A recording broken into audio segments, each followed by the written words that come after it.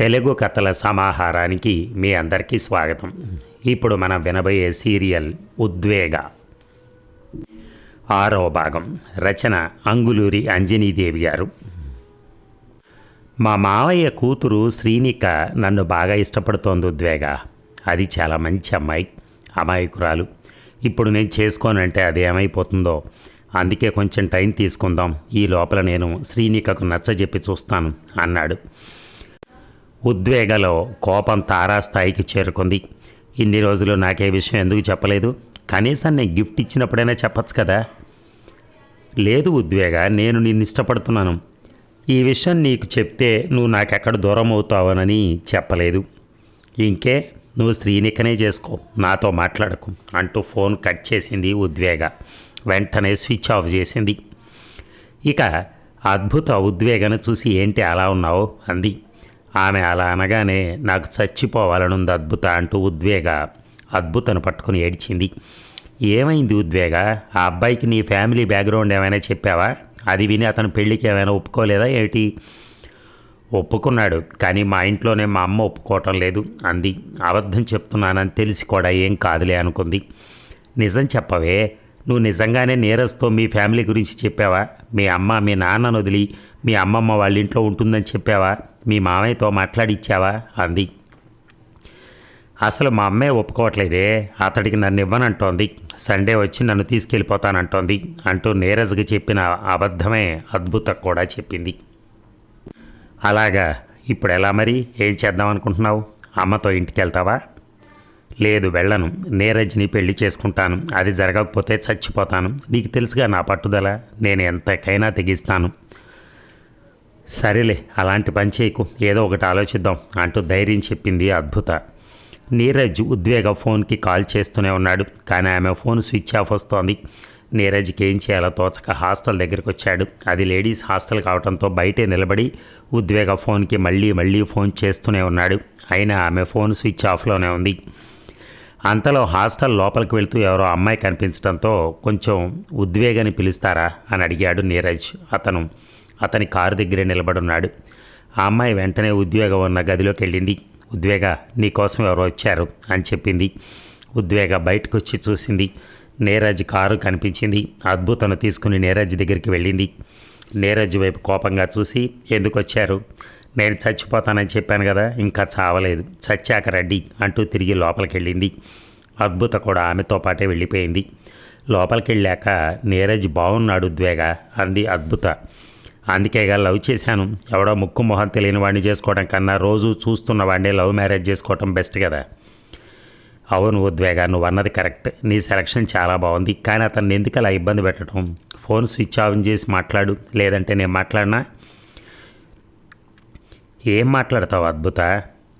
నువ్వేం మాట్లాడమంటే అదే మాట్లాడతాను అంది నిజాయితీగా.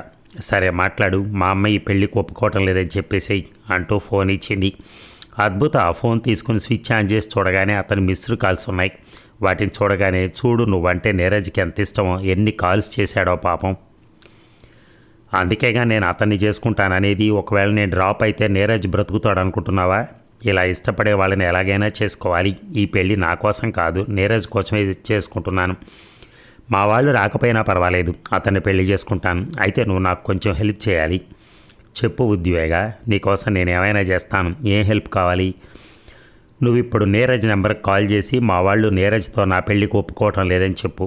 సండే వచ్చి నన్ను తీసుకెళ్ళి వేరే పెళ్లి చేస్తారని కూడా చెప్పు అంది. సరే అలాగే చెప్తానంటూ నీరజ్తో ఉద్వేగ చెప్పినట్టే చెప్పింది. అద్భుత మాటలు నమ్మాడు నీరజ్. అయోమయంలో పడిపోయాడు.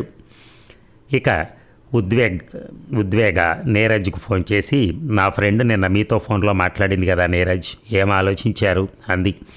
నాకు కొంత టైం ఇవ్వు ఉద్వేగ, తొందరపడకు. ఈ నెలలోనే మా చెల్లెలు నివేదిక పెళ్ళి ఫిక్స్ అయింది. నేను నీకు మళ్ళీ కాల్ చేస్తాను అంటూ ఫోన్ కట్ చేశాడు. ఉద్వేగకి కోపం వచ్చింది. ఎంత పొగరు వీడికి! ఏం చూసుకుని మరదలు ప్రేమిస్తుందనేగా, దానివల్లనే నాకు ఇన్ని ప్రాబ్లమ్స్. ఉండు, దాని పని చెప్తాను. దాని పేరేమిటి? శ్రీనిక అన్నాడు కదా. ఇప్పుడు ఆ శ్రీనికను ఏం చేయాలి? ఏదో ఒకటి చేయాలి. చేయందే ఈ ప్రాబ్లం సాల్వ్ కాదు, నన్ను వీడు పెళ్లి చేసుకోడు అని మనసులో అనుకుని ప్రశాంత్ని గుర్తు చేసుకుంది.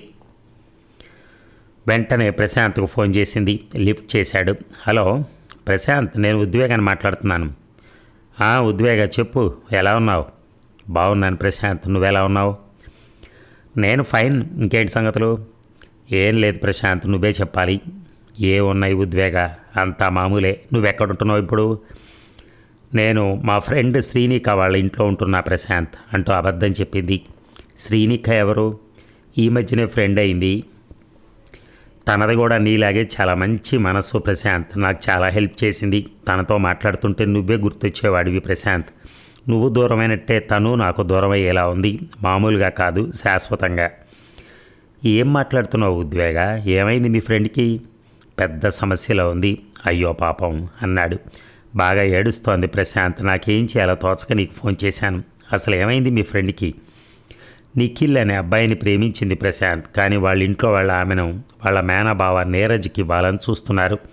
నీరజ్ కూడా చేసుకోవాలని ఉన్నట్ట. శ్రీనిక ఏమో నిఖిల్ చేసుకుంటే చనిపోతానంటోంది. నిఖిల్ కూడా చనిపోతానంటున్నాడు. అంటే ఇంకో అబద్ధం చెప్పింది. అవునా? మరి మనం ఏం చేయలేమా?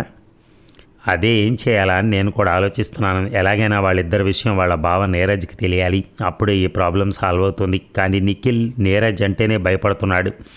శ్రీనికను ప్రేమించినట్టు అతనితో చెప్పలేకపోతున్నాడు. పోనీ నేను చెబుదామా అంటే ఆడపిల్లని కదా, రిస్క్ అవుతుందేమో అని ఆలోచిస్తున్నాను. మరి నేను చెప్పనా? చెప్పు ప్రశాంత్, నీరజ్కి క్లియర్గా చెప్పు. శ్రీనిక నిఖిల్ అనే అబ్బాయిని ప్రేమించి చనిపోవటానికి సిద్ధంగా ఉందని చెప్పు. అప్పుడు కానీ నీరజ్ శ్రీనికను వదిలిపెట్టాడు. కానీ నేను అలా చెప్తే నువ్వెవరు నిఖిల్ గురించి చెప్పటానికి అని నీరజ్ నన్ను క్వశ్చన్ చేస్తాడేమో ఉద్వేగ. నువ్వే నిఖిల్ అని చెప్పు ప్రశాంత్, పోయేదేముంది? నీరజ్ శ్రీనికను వదలడమేగా మనకు కావాల్సింది. అప్పుడు శ్రీనిక తను ప్రేమించిన నిఖిల్ని పెళ్లి చేసుకుని హ్యాపీగా ఉంటుంది అంది. అలాగే ఉద్వేగ, ఇప్పుడే నీరజ్కి కాల్ చేసి మాట్లాడతాను. శ్రీనిక దగ్గర నుంచి నీరజ్ నెంబర్ తీసుకుని నువ్వు నాకు మెసేజ్ పెట్టు అన్నాడు. వెంటనే ఉద్వేగ నీరజ్ నెంబర్ని ప్రశాంత్ మొబైల్కి మెసేజ్ చేసింది.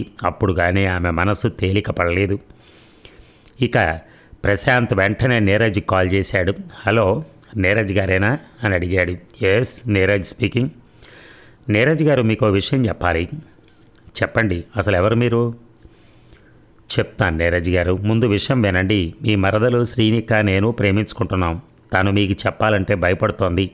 ఎలాగైనా మీరే నాకు శ్రీనికకు పెళ్లి చేయాలి అన్నాడు ప్రశాంత్. అసలు మీరెవరు? మీ పేరేమిటి? ఎక్కడి నుంచి కాల్ చేస్తున్నారు?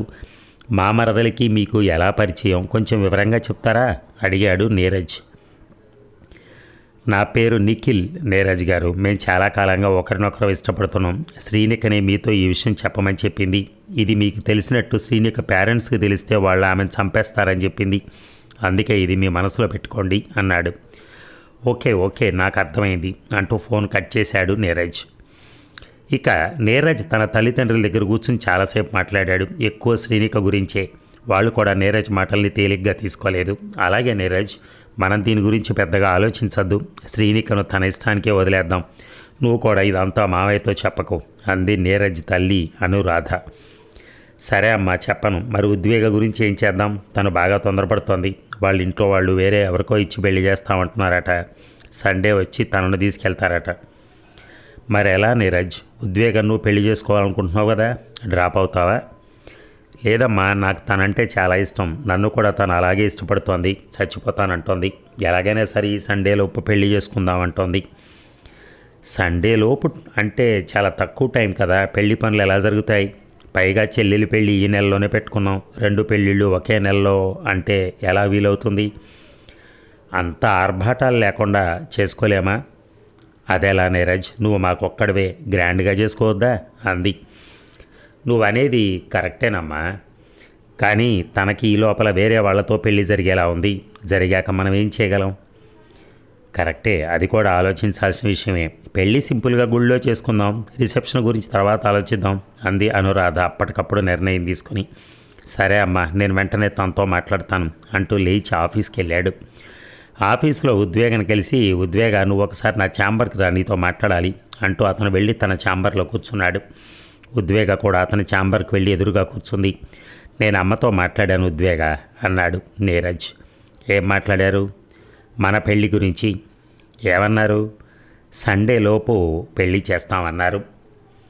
అవునా? రియల్లీ? మరి పెళ్ళెక్కడా? ఏదైనా గుడిలో సింపుల్గా చేసుకుందాం. అంతేనా? అంతే మరి, అంతకన్నా ఎక్కువగా చేయాలన్నా టైం లేదు కదా. ఓకే ఓకే అంటూ సంతోషపడింది. కొద్దిసేపు ఆమెను అలాగే సంతోషపడనిచ్చి, అయితే ఒక విషయం నీతో చెప్పాలి. ఏమిటో చెప్పండి. మన పెళ్ళయ్యాక మా అమ్మా నాన్నలు మనతో పాటే ఉంటారు. వాళ్ళని నువ్వు అభిమానంగా, ప్రేమగా, గౌరవంగా ఇంట్లో మనుషుల్లా చూడాలి. ఇప్పుడు చేస్తున్న ఉద్యోగం మానేసి ఇంట్లోనే ఉండాలి అన్నాడు. ఇంట్లోనే ఉండాలా? అంది ప్రశ్నార్థకంగా. అవును, నువ్వు నా భార్యవయ్యాక నాతోనే ఉంటావు కదా, ఇంక ఈ జాబ్ ఎందుకు నీకు అన్నాడు.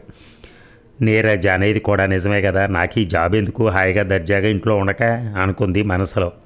మాట్లాడు ఉద్వేగ. మౌనంగా ఉంటే నాకెలా తెలుస్తుంది? నాకు ఇంట్లో ఉండటం ఇష్టమే. మీ అమ్మా నాన్నల్ని మీరు చెప్పినట్టే ప్రేమగా, అభిమానంగా, గౌరవంగా చూసుకుంటాను అంది. చాలా థ్యాంక్స్ ఉద్వేగ, ఈ విషయంలో నువ్వు ఒప్పుకుంటావో లేదో అనుకున్నాను అన్నాడు. ఉద్వేగ నవ్వి వెళ్తాను నీరజ్ అంటూ లేచి తన క్యాబిన్కి వెళ్ళిపోయింది. మరి ఈ భాగం ముగిద్దామా? Thank you.